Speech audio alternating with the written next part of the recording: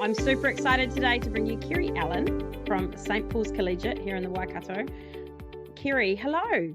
Hello. Now, you are incredible. You are the Agri-Business Curriculum Director, and I have admired you for many years. Can you give us a bit of a background to what your role is and I guess what your career, what's brought you to this point?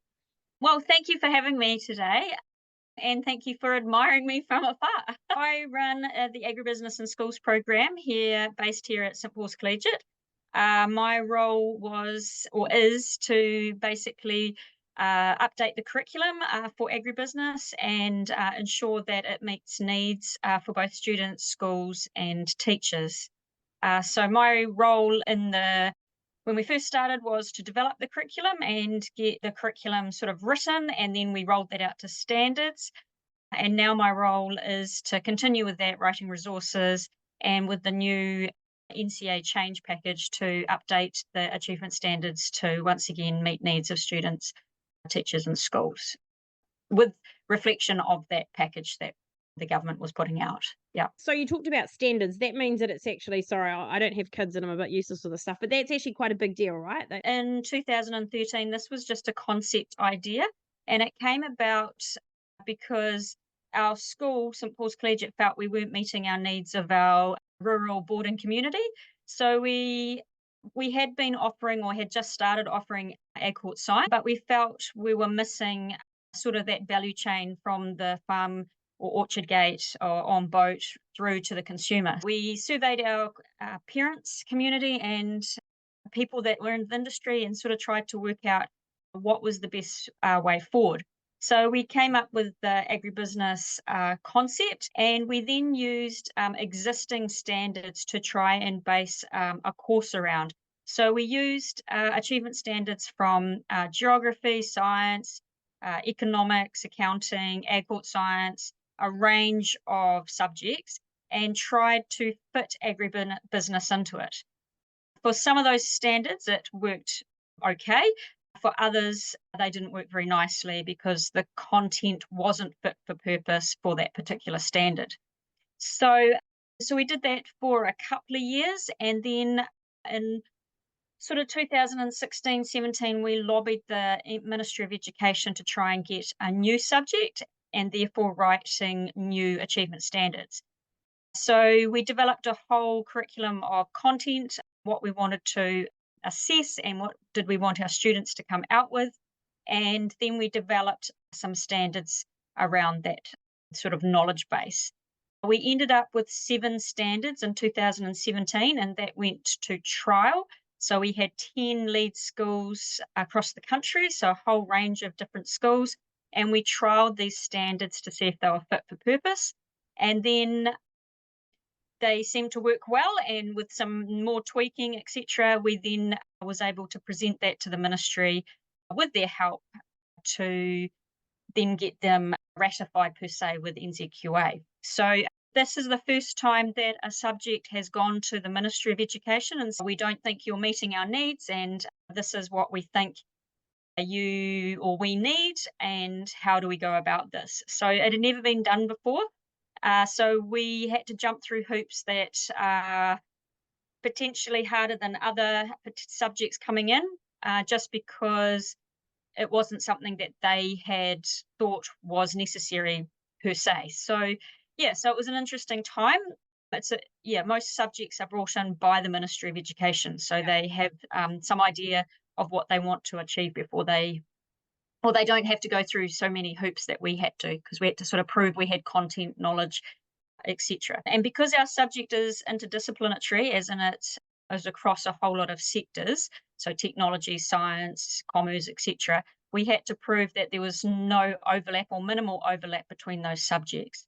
So so the standards took a fair bit of writing. It took nearly 2 years to get those to what we have now, and that includes trialing with the 10 schools and then tweaking to ensure we met all the industry needs as well as the Ministry of Education needs as well. So so that's sort of the process and how it got started.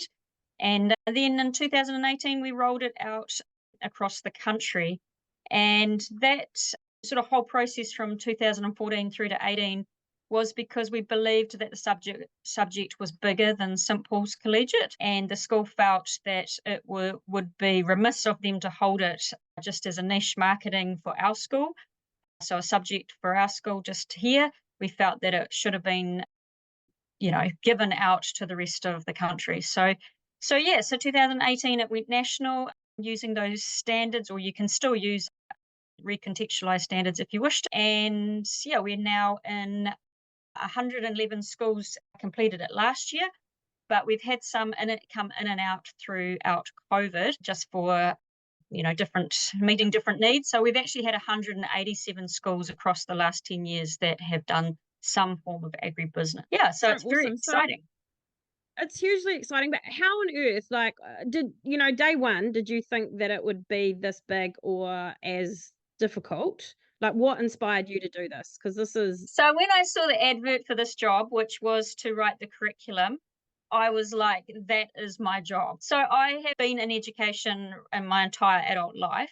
I took agriculture and horticulture science predominantly, also a little bit of a few other subjects such as bio and science. But I come out of the agri sector. So I come from a farm, all my family are farming, my husband's family are farming, we are farming. And so it's just when I saw this job, it sort of combined my two passions, which is agriculture right across those primary sector spaces and also education. I'd already been involved with the ministry for writing standards previously, and I'd already been involved with NZQA in sort of the moderation team. So looking at those standards from another point of view. So when this came up, I was like, oh, we so need this. And B, this is my job and this really excites me. Curriculum, boring to some people, is, the thing that I like. So yeah, some people, more like discipline or writing resources or whatever, but I like curriculum. So yeah. So that's sort of why I came to the job. And did I think it was going to be easy? No, never for a minute. But I have quite a lot of tenacity, a stubbornness, some people might call it. But basically, the ministry just kept throwing things for us to do, and I just kept meeting them, and then was like, right, what next? What other thing do you need to be done? And I'll just jump through that hoop as well. So just did everything that they requested to a good standard. And yeah, we finally got it over the line. So yeah, it was very exciting. it's amazing though when you talk about that you have the experience with ministry in other areas, because I imagine you would need that, because it's not as easy as just flicking someone an email and saying, hey, I've got this great idea. I guess it's about A, knowing who to speak to, B, knowing what they're going to want to see, and C, Yes. probably knowing what the no-go zones are. Yes, that's right. So the first thing we did as part of the agribusiness program here at St Paul's in 2014 was to build a team of industry people around us. So we constantly talk to our business partners or our advisory board who are all in the industry about what they are wanting. So we're highly aligned with trying to meet their needs. And when I say that, it's about getting students to go back into the industry. So what is it that they want? What skills do they want? What knowledge do they want? And then we try to endeavour to meet that. So if they need more skills such as cash flow forecasting, then we will deliver that. If they need more future thinking sort of skills, collaboration, then we try to incorporate those into our programs. So right from the start, we were talking to industry about what they want and how can we best meet their needs to solve the workforce issue in the primary sector, but also equally looking at the education sector. And we are not a subject where you open your textbook and do the next 400 problems. Firstly, we don't have textbooks because everything changes very rapidly and constantly in the primary sector. But it's about meeting those needs. So the students need to be able to, problem solve with the things that are coming up in real life. So what are the issues? How can we help with that? What is the knowledge required to understand those issues? But then equally, how can we maybe problem solve?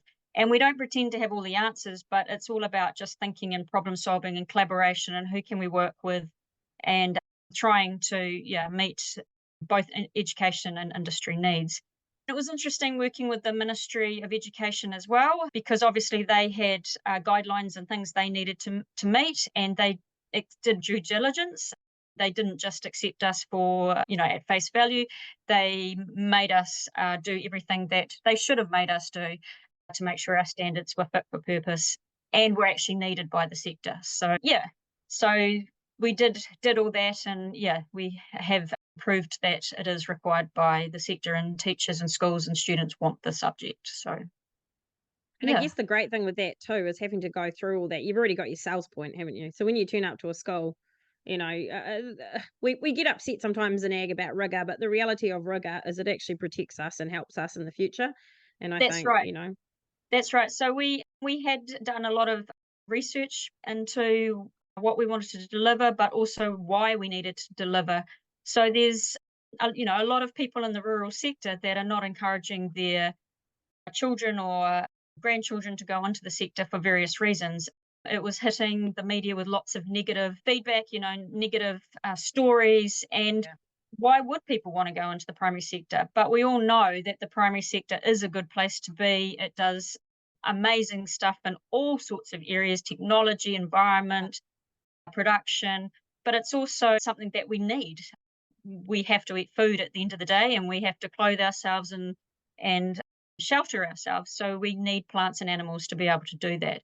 So it's not a sector that, you know, as some people said, a sunsetting sector. It is something we're going to need for the future. And whatever that looks like, we are definitely going to be there. So we need students to come into the sector, but we also need them with bright thinking, forward ideas, that those collaboration skills, being able to understand all forms of technology. Yeah, and it's an exciting place, and you can have a really good career. And that's what we wanted to share, all those positive things that the industry has. Yes, we have some negative things, but so does all industries. We're not the only one, but often our negative issues are highlighted more in the media maybe than other issues. So other sectors' issues. But yeah, it's a great sector, and we need young people into it. So yeah, so that sort of was the impetus, and how we continue to roll forward is to make the subject exciting and forever changing. Like every time we might do something, it's slightly different to what we did before because things have moved on since the previous year. So it's never the same type thing. So Oh, and it's reminding students you can move all about. I had Stu Davison who worked with me at NZX, and he came off the tractor and then came into be an analyst at NZX and is now in Chicago. There's, Will Barrett, who was a rural banker, then went farming, is now at Landcorp. We've kind of got all these amazing people in the sector that have come through that it doesn't mean that you just have to go into a job. You can actually, there's lots of agility within the sector to move around. definitely, and that was the big push with agribusiness, is you don't have to be on farm, on boat, on orchard to be in our. So we want to encourage the students who want to go into marketing. They want to do logistics, or they want to drive trucks, or they really keen on packaging, or anything along those lines, because we do need them in our sector. If they've got a good understanding of primary industries and how a product essentially is alive for most of its time, and then we're altering it to add value, etc. How can they add value along that value chain? So it's everything from the behind the farm gate right through to the consumer. And students don't necessarily need to get their, be wearing gumboots and getting their hands dirty if that's not their thing. But we definitely need lawyers, accountants, everybody to come Yeah. back into the sector. So it's trying to encourage those people that if they want to go and do a marketing degree at Victoria, that's fine. Love you to do that, but we actually want you back in our industry. So can you come back and be in marketing for Silverburn Farms or Villagrads, or medicinal cannabis, or whatever it Yeah. is that floats their boat in particular, or that would be fantastic. Yeah. But the great thing with this subject is they get the opportunity to see what's available. They learn, they Yes. understand. Yep, that's right. And my big thing is to go out into the sector. So we encourage teachers who teach agribusiness to try and get their students out. So to look at any agribusiness. So that could be on farm, on boat, on orchard, but it could equally be into a processing company, or a packaging company, or looking at logistics of, a truck transporting goods from one place to another. Yeah, anything along those lines that shows what happens in that a supply chain, or even through the value chain, on how you can add value. So is there something that they could see that you're taking these apples and we're drying them, and they're now going to make apple crisps, for example, how and why has that come about, and what needs are they meeting, both consumers and producers, etc. So, and looking at that circular world, like what happens to the things that aren't beautiful or don't look like the best apple. How can we reuse that to make something else or repurpose it? Or so there's huge opportunities, and we just try to get students out as much as we can, or bringing guest speakers in. So we have a range of guest speakers that we try to highlight. The program also tries to get out numerous business partners to encourage people to connect with them, to get guest speakers in their local area, or send some resources, or whatever it may be that they want. So trying to really engage both with education and the sector, because these schools really were just silos by themselves. They didn't really Yeah. work with industry. And I think that is the uniqueness of the primary sector, is that we fully understand the primary sector, but they are now fully understanding the education sector and how we need to work together to get what we want in terms of good people in the workplace and with the skills that they require. So, yeah, but just getting them out is inspiring for them as well, and also for the teachers to see something that's new and happening, exciting. And it's always great to get out and about. Well, you can only what is the saying? You can only be what you can see. And I mean, the reality of it is, if you don't see that there's more to it, you don't see that there's more around. It doesn't matter what part of the supply chain or value chain you end up working in, it's still good to understand the whole part of it. So if you are milking cows, it's great to understand where your milk goes and what the customer thinks. And if you are in market, it's good to understand how hard it is to be back milking cows. Yeah, Like it's kind of all those areas. that's It's that empathy. That's right, and it's also understanding why you do what you do on farm or on boat or on orchard. Like some of the things you think, oh, well, do we really need to do that? But then you fully understand that that's lifting quality, or it might improve quantity, or whatever, and then that flows on down through the chain. Zespri can't market on good quality kiwi fruit if their quality is not good. So it needs to be good on the orchard, and that flows right the way through. So much easier to market or package and sell a product that's good quality, rather than something that's a bit dubious or doesn't meet the requirements or the specifications of what the market is wanting. So just trying to highlight the way through, that you don't have to be stuck in one place, and understand that you can move through the chain. Yeah, but also trying to get different people into the supply or value chain that may Yeah. not have been there before, or wanted to be there before. So, yeah, it's just about highlighting those career opportunities. So 10 years in, I mean, 10x basically has been your growth. It's been pretty amazing. Are you at a point now where you can assess a life cycle of students coming through and where they've ended up, or have you got Uh, that kind of alumni vibe? yep, so we have been tracking students as best as we can. So we've had about 16,000 students go through the program in the last 10 years. And interestingly enough, 65% of those are out of urban schools. And so you would think that this potentially could be just a rural sort of school thing. But no, we're trying to advocately push into those urban areas so that they have a better understanding of the primary sectors. But yeah, we try to follow students through. So we've followed students that never thought they would go down this track, like they might have decided to be a doctor, and then that hasn't quite worked out for them. So they did agribusiness, sort of their sixth subject, and then this has been the pathway that they've ended up going through. So yeah, some that have gone through to university, some that have gone back on farm, on boat, on orchard, and we've followed through to where they've gone. Yeah, and trying now to get a range of students from a range of schools around the country. So from all the different ones that have done the subject. So yeah, it sometimes can be hard to track, particularly after Yeah. they've left school, because most schools don't have alumni. So just trying to find them, or sometimes I might connect with them some other place through LinkedIn, or seen them somewhere, and then sort of had a conversation and realized that they did agribusiness at school, and then be like, oh, that's pretty cool. Yeah, can we talk about that? So yeah, it is really exciting to see those sort of graduates coming through and where they've ended up.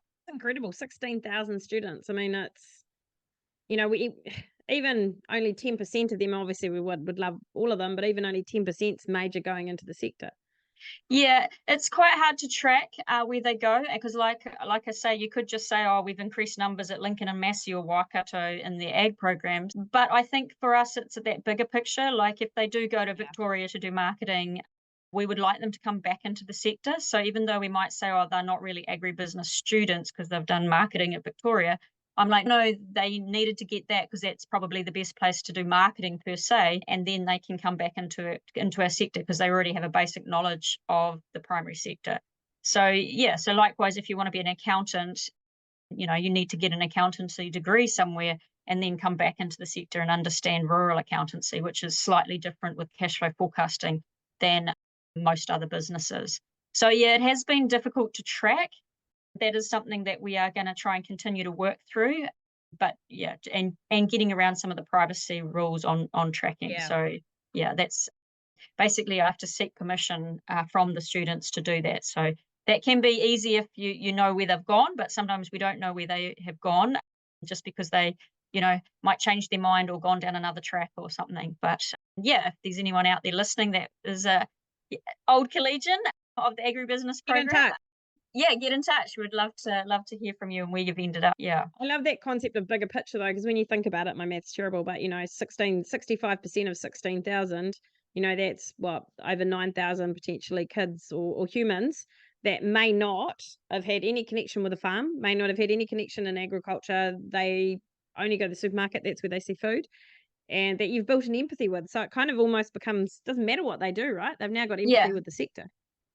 that's right. And you're just trying to build those good experiences. So even if it is their sixth subject and it wasn't their main subject that they wanted to do, at least you can build those skills as you're going along, such as we do projects that are collaboratively, so building those team building skills, which you can't get in not all subjects offer that type of team Yeah. building or group work or working together to get an end result.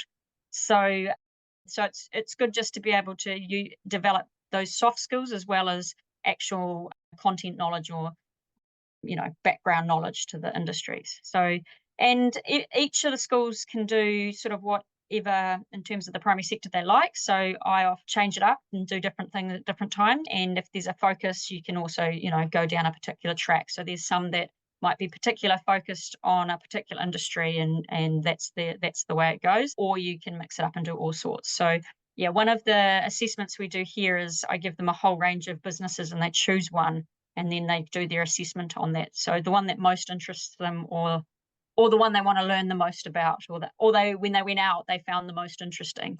So that always intrigues me rather than being told, oh, this is the business, you just need to do this one. It's if they want to come up with their own or find one, or I provide them with one that provides a bit more buy-in as well, particularly if it's an area they're interested in. Yeah. What a great signal for the sector as well, because if you're seeing ex-students going more towards the boat than the orchard, or whatever, it's a good signal to the sector of, I mean, they're also consumers. So, Yeah, it's going to signal to us where interest is lying.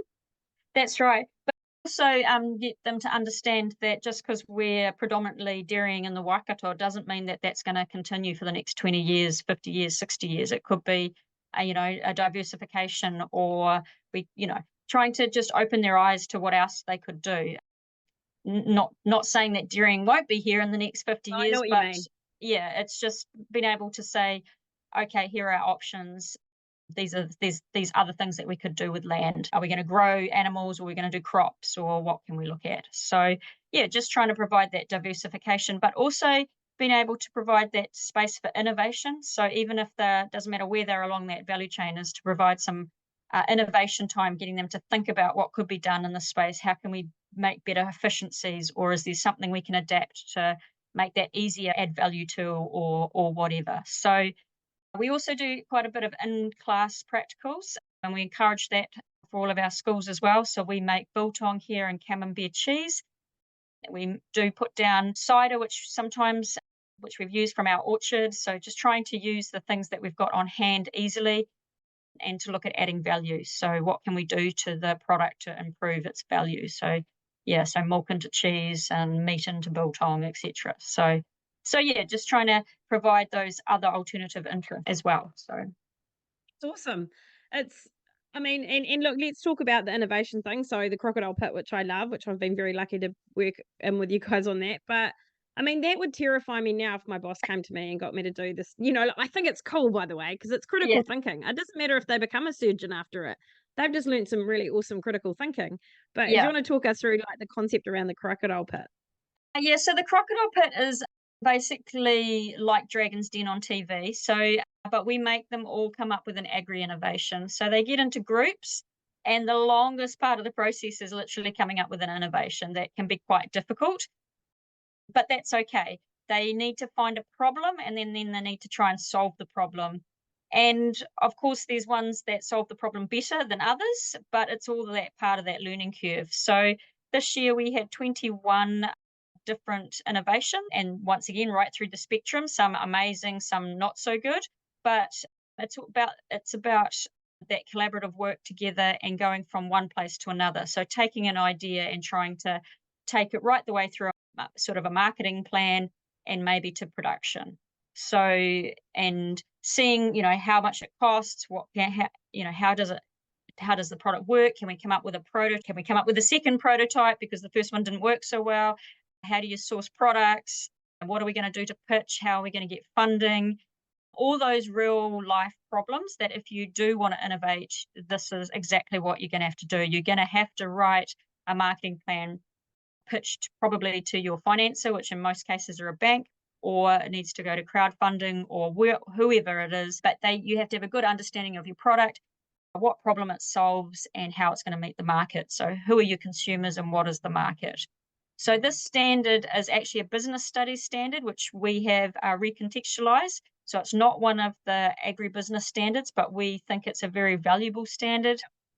And we use it in our agribusiness program to highlight the innovation. And even though the students probably say that this assessment per se is the hardest because they actually have to work in groups, and it's a group assessment, which in general they do not like. I try to encourage them and state that this is what most projects are like in real life. Most of us don't do a project and it's just us.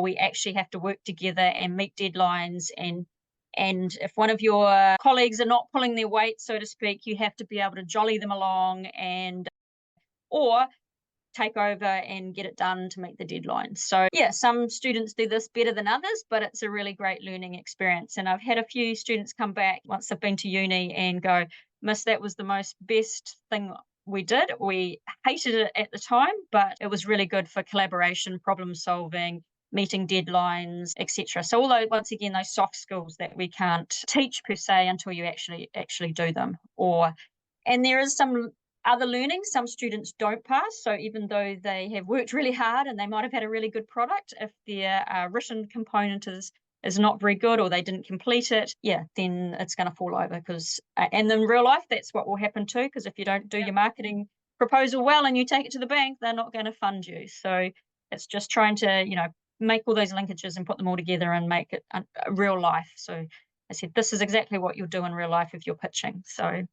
yeah, it's really fun.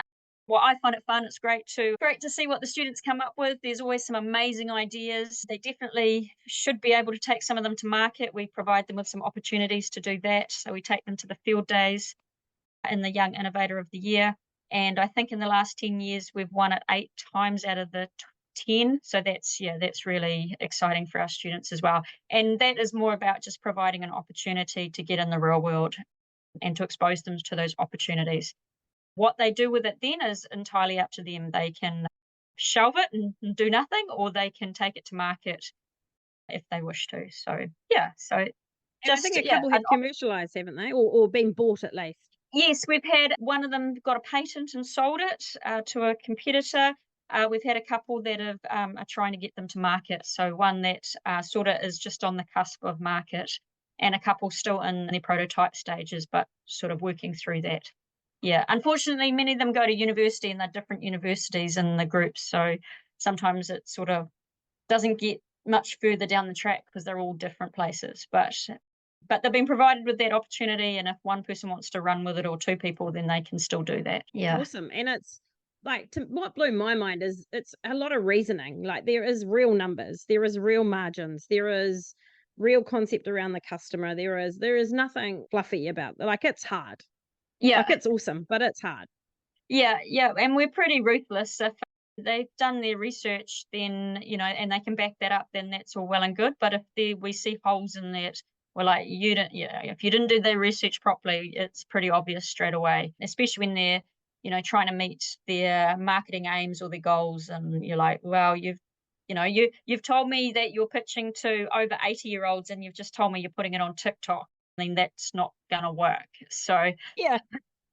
I said, that's just a fail that's not the right strategy to pursuing that market. So, or those potential market. So they need to be looking at that appropriately. Or, if they've told me their budget is $500 and they've just told me they're putting an ad on, in the Network One News, I'd be like, well, no, you won't be, because that doesn't cost five. Yeah. So it's just trying to make sure that they understand the realities of what they're trying to do. So, and they always tell me everything's and social media is free, and I'm like, well, not when you're a business. It's not free. And time, they forget often about their own time. Most of them keep telling me they're working for nothing. I'm like, well, I bet you won't. So yeah, so that's all good. They're just trying to think about all those things that crop up. So So cool. So what's next for the curriculum? Like, is there have you hit what you want, or is there a bigger vision? What's the next yeah, thing? so currently, with the current standards we have before the change package, we don't have any externals.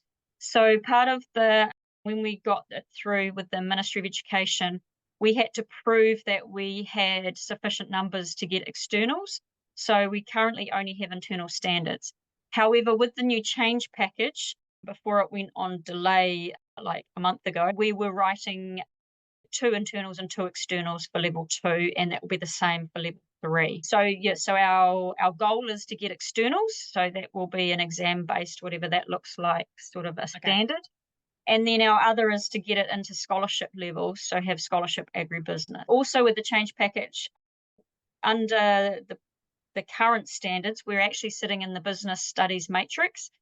So we have all our standards in there. We are going to be a subject of national significance with the change package, and we'll come out and be our own subject all by ourselves, which means we then can have a scholarship subject at level 3. Yeah, so that's sort of our goal, is to, and that will happen. It's just now with the change package being put on hold, it will just be a little bit delayed than it was. So yeah, it would have been nice for the sort of to continue for us, but yeah, fully understand why it's been put on hold. So That's pretty cool that it can be. It's, the scholarship and all those sorts of. I mean, that's such a neat natural evolution. It shows the value of what you're doing. yes, yeah. And at the moment, we encourage agribusiness students to do the Agport Science Scholarship, because that ties in generally quite nicely. But because that's looking at production, some of the students in agribusiness haven't had a production specialist background. So sometimes it can be a little bit more difficult for them. So Yep. hence why we would like scholarship in our own subject. Yeah. So it's not necessarily only going to be looking at production. That will be one of the areas. Yeah. So, Kerry, big question just for you though.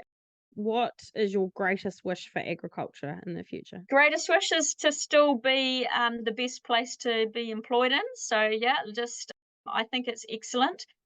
There's lots of career opportunities. I mean, you can be outside, indoors. Yeah, you can. Overseas, Yeah, you here. can do whatever everywhere. You can work on a computer, or you can be out physically doing something. I think it just provides a lot of opportunities, a lot of growth for people. You can start off sort of doing the hard yards physically, and then you can move through the business and end up owning it. There's a whole range of things. I just think there's so many opportunities, so many career. It has good, everything's good. I think it's great. I don't think there's any negatives. I think if you don't like something, you just need to move slightly to work better with what floats your boat per se. So yeah. So no, it's a great place to be. I think if I had something like this when I was a student, I probably wouldn't be where I was.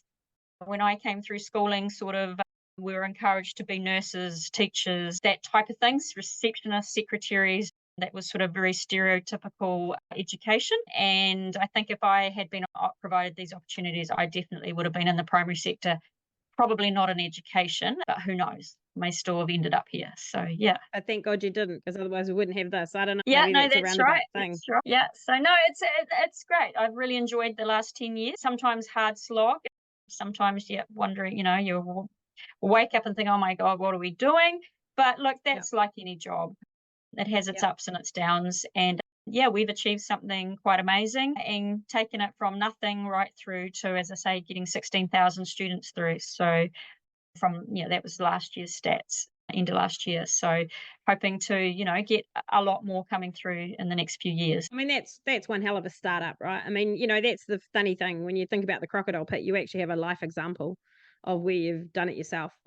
Yeah, Right? that's right. Yeah, and we had a few stumbling blocks, what I call judder bars, to get over, particularly in the ministries. But yeah, we managed to do that. We ended up also winning Prime Minister's Excellence Awards for Education, which is quite hard to do. So we won one of those, which was very, very exciting. And we also were nominated for an International Schools Award, which was in London in 2019. And so we're in the top 3. Unfortunately, didn't win it, but yeah, the program was in that top 3 nomination list. So and also we've been working in that biodiversity space in one of our future proofing standards. And so yeah, we won MPI, the Schools Diversity Award, the inaugural one in 2021, I think it was. So yeah, so we have achieved some really good milestones, but just getting achievement standards into schools is a big one. So yeah. And hey, I guess, the key message for us within agriculture is make sure we are good employers. Make sure we are an employer of choice, because everyone has a choice. It's like Yep. airlines. You can, well, not our airline, but usually in countries there's more than one, and you can choose. And I think, let's make sure we continue to be and grow and get better at being an employer of choice. Exactly. Yeah. The students are keen. I think most students don't really have a negative perception of the industry. I think that's just portrayed a lot by media. So if they continue to have good experiences, then I don't see why they can't go in or stay in the industry. It's when something negatively has happened, is that's when A, they won't go, or B, they are there and go somewhere else. But I think we're improving as an industry, so that's getting better and better. So yeah. So, Kerry, any last kind of messages for people? Anything you just want to make sure people understand? Probably only if you have got young people and agribusiness is not in their school, that you encourage the student voice. Get them to talk to their senior managers and see if they can get agribusiness into their schools rather than, top down. It's better to come from the students and student up. So yeah, if you have liked what you've heard today and would like to encourage that, that would be awesome. Yeah. Kerry, thank you so much for your time today. I'm super grateful, and I'm sure you'll be hearing from people. Yeah, thank you. I should just do a shout out. If you ever want to be an agribusiness teacher, we would love to have you. We're pretty short on agribusiness and agport science teachers. So if anyone's keen for that, flick me a line and I'll help you to try and achieve that goal. So yeah, that's another one that I'm trying to work on. Yeah. Thank Oh, you. well, thank you for having me today. It was great.